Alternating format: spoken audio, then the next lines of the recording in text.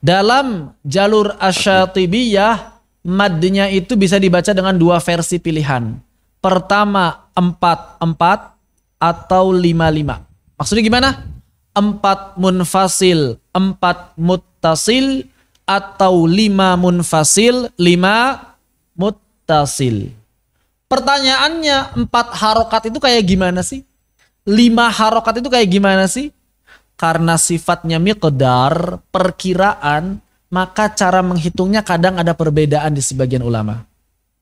Kalau Syekh Ayman Suwaid, beliau mengatakan, ya 1 harokat 1 huruf, 2 harokat 2 huruf, 3 harokat 3 huruf, 4 harokat 4 huruf, 5 harokat 5 huruf, 6 harokat 6 huruf. Kata beliau. Makanya kata beliau, 6 harokat itu harus sama panjangnya dengan pada saat kita mengucapkan ya Musa. Harus sama, 6 harokat. Ya 2 harokat, mu 2 harokat, sa 2 harokat. Ya Musa, 6 kan? Berarti 6 harokat segitu. Pendek banget ya. Tet. Berarti di ketujuh baru masuk yang huruf berikutnya. Berarti kalau misalnya kita baca waladhdallin, waladhdallin. Pendek banget. 6 kan? Berarti yang ketujuh lam kan? Waladhdallin. Kurang nggak kita? Kalau menurut kita yang biasa diamalkan ya segitu kurang nggak? Kurang. Biasanya lebih panjang dari itu ya. Terus gimana ini? Maka karena sifatnya miqdar, lagi-lagi para ulama tidak membatasi dengan batas yang pasti, bukan hadd. Oleh karena itu para ulama mengembalikan kepada talaqi. Mengembalikan pada talaqi. Jadi 4 itu ya segini, nah segini disebut 4. 3 itu di atas 2, begitu. 4 itu di atas 3. 5 itu di atas 4, 6 itu di atas 5. Makanya sebagian ulama juga ada yang tidak menggunakan angka, tapi menggunakan istilah. Apa istilahnya? Kalau 2 harokat itu disebut apa? 2 harokat disebut apa? Qasar. Qasar. 3 harokat disebut fuwaiqul qasar. Fuwaiqul qasar. 4 harokat tawassut. Ya tawastuh. Nah ini nggak connect otak sama tangan. Tawassut. 5 harokat fuwaiqut tawassut. Fuwaiqut tawassut. 6 harokat tul atau isba' atau mad. Nah begitu. Jadi nggak pakai angka. Nggak pakai angka. Pokoknya pokoknya 3 harokat itu ya fuwaiqul qasar, sedikit di atas qasar. Lalu yang kami pelajari, yang kami talaqikan, dan juga kami sempat nih ngitung-ngitung ya para ulama itu kalau di murotalnya kayak gimana.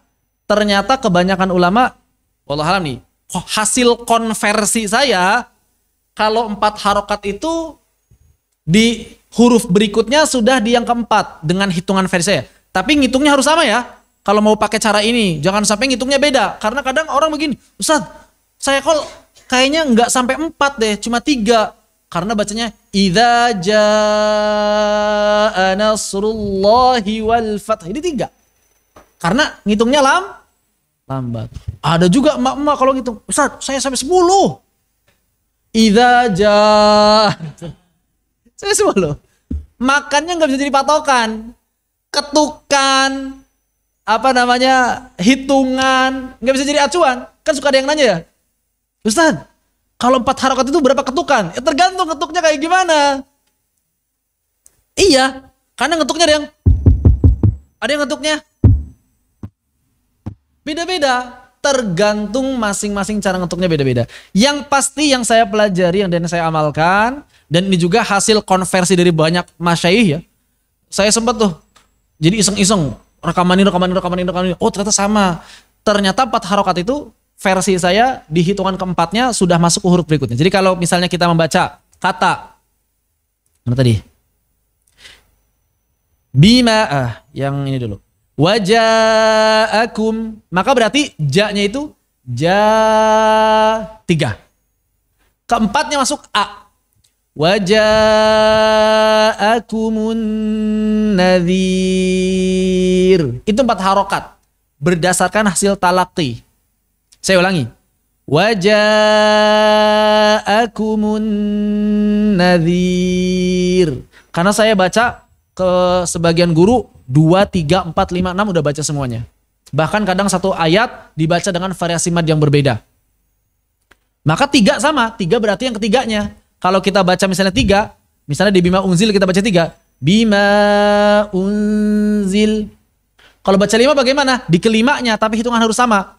Waja'akumun nadhir. Keenam berarti bagaimana? Di keenamnya. Waja'akumun nadhir. Tapi ingat harus sama kalau pengen hitungnya segitu.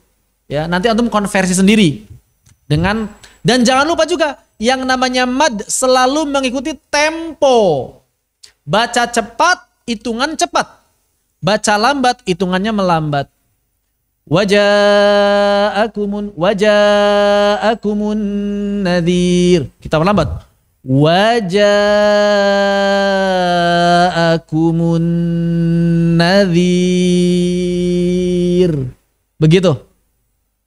Jangan hitungan cepat bacaan lambat, hitungan lambat bacaan cepat. Nah itu bahaya itu ya, harus dipertimbangkan matang-matang.